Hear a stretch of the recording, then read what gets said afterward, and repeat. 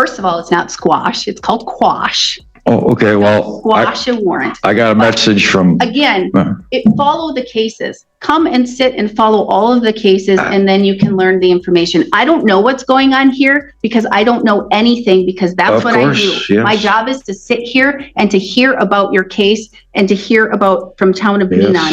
I know nothing about what's going on in this case. I know there's a citation. That's what I know. We will go on the record in the matter 24 FO 275, Town of Menon versus John Armstrong. The Town of Menon appears through Chelsea Whitley by video conferencing. She was on her way to court to be here in person, but the weather is now in a terrible state, and she had to turn around in luck because she could not get here safely. So she's appearing by video. John Armstrong appears here in person without counsel. We're set today for a court trial. But before we begin, I do have to bring something to everybody's attention. Mr. Armstrong, I believe I need to recuse myself from this case because it's been brought to my attention that there's been numerous postings that you believe that I'm biased and I'm not partial, or that I am partial and I'm not impartial, and you don't believe that you're going to get a fair trial and all of these things. And I'm going to tell you that my whole job is to ensure that people can get a fair trial, and that's my job. And also, I also want to let you know that courts don't decide where people live. Courts don't decide where people go after they're done with probation. Judges don't decide that. People don't decide those kinds of things. I don't get to make that choice. And so those are things that I think that people should be more informed of the justice system and know how it really works before they spew things all over, because it's not fair to the people who actually know how the system works. And so I don't care what you say or what you said about me. I really, truly don't. It doesn't hurt my feelings. It's my job. But I want to let you know, and I'll let you in on something, that I didn't find out that I had a group home 3 houses down from me until I got a case where there was a shipment, a huge box shipment of THC vapes sent, and I was on that case. But you want to know what? I had to dismiss that case because somebody's constitutional rights were violated. And so as a person... And here's where the tension spikes. The judge isn't just defending her integrity. She's giving the defendant a masterclass in how constitutional rights override personal frustration. This is one of those rare moments where a judge explains the system with complete transparency. That kind of, I'm like, wow, I just found out I have a group home like 3 houses down from me, and there was a shipment of THC vapes sent to this group home. As a person, I'm like, wow. As a judge, I have to look out for people's rights and their constitutional rights.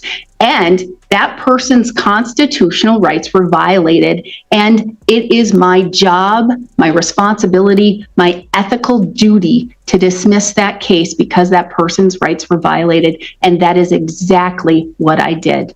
That is exactly what I do. This may be a lot different than vapes, though. Well, the thing is, I'm not going to get to know, because you have already stated on social media, and again, it's been sent to me by multiple sources, that you think that you're not going to get a fair and impartial trial. Yeah, I sent that letter away when it started. I sent that letter to you. Well, as a matter of fact, I sent you a letter 2 years ago that you never replied to or never responded to. There's such a thing called ex parte communication. Understandable. Where judges cannot respond to things by individual people. And there are, in cases, only some people can write letters and do some things. I can't respond to letters that are sent to the court and to be put into a file. I would be able to respond here if we have an actual trial and as a judge. That's where my voice gets to be heard. I don't get to be heard until that time. I guess I was sending it out for public awareness. I sent the letter to 3 judges, and I got a response from 2 of them. Well, I don't know. So here we are. So Well, I'm going to guess that, well, I don't know. I can actually go and talk to those judges because I'm friends with all of the judges in District 10. Notice the shift here. The judge is no longer reacting emotionally. She's laying out a factual foundation, what the law requires, what higher courts dictate, and why individual opinions can't override legal precedent. This is pure judicial restraint on display. well, I've also brought a witness that he said the state asked for 9 to 12 months, and he was out in 3 months, and there were 2 roommates Here's the thing. that are Here's the pedophiles thing. in his house. Here's the thing that you don't understand about the law. There are higher courts that direct what courts have to do and what I Understandable. have to follow. Yeah, you're not getting all the information. I know I'm not, and neither are you. And that's what I'm saying. I've got And stacks that's of why it. I'm saying I'm recusing myself so you can have the fair and Perfect. impartial trial Thank you that very much. believe that you want to have. Thank you. And so you'll be assigned a new judge, and then you can have the fair, impartial trial that you wish to have. And however it goes is how it's going to go. Will I be able to request a jury trial? No, Oh, because I requested that earlier, this isn't a jury trial case, but I requested it initially. I requested a jury trial. but it's not a jury trial case. On the letter from the court said that I had an option. To the new judge, and you can make your case with Perfect. the new judge. Thank you. Thank you very And much. so that's what's going to happen. Yes. But again, it makes it very difficult for the justice system when people don't understand how it works and what happens. I would love for you to come and sit in court, not only my court, in every court. Go sit in Polk County Court, go sit in Washburn County Court, go sit in Barron County Court, and see how courts function and how they work. As a matter of fact, I was sitting here for Randolph Peckman's sentencing that he didn't show up for. That wasn't my case. Yes, it was. You were. It was John Anderson's case. This exchange exposes a common courtroom misunderstanding. Letters, private messages, and one-sided communication can't be answered by a judge. It's called ex parte communication.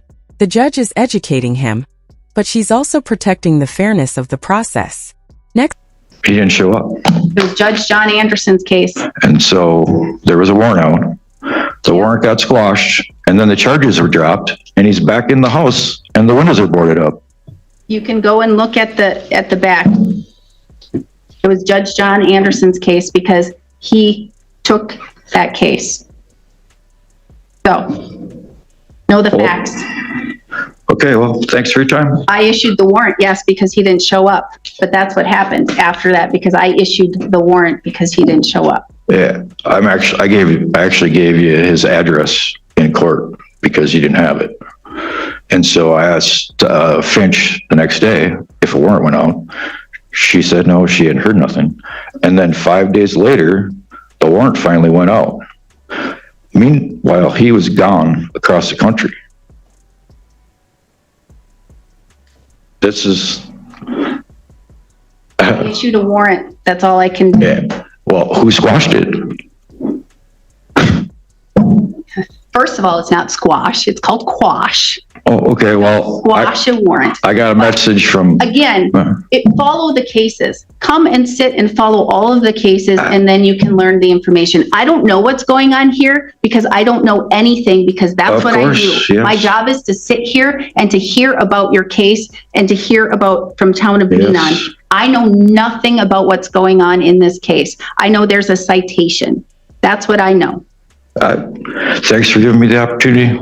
I was able to watch your video the other day, and respectfully, I feel for you guys. What I got out of it is that silence is cancerous and it's deadly. And that's what's been going on for 2 years. Silence. I've been silenced by everyone. Well, you're going to get your chance to be heard, and Thank you so much. you're going to have a new judge, and hopefully it's going to take place soon. So Ms. Whitley, I will get the documentation done, and also though, you need to have it in person. Ms. Whitley should be here in person. Yeah, I understand the situation. Yeah, I was surprised that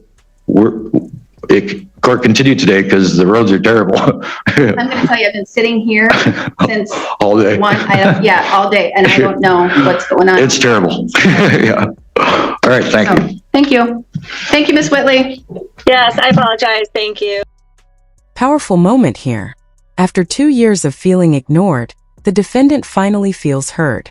This emotional shift, from frustration to relief, is what makes courtroom footage so intense. And now, with a new judge coming in, the next phase of this case becomes even more unpredictable.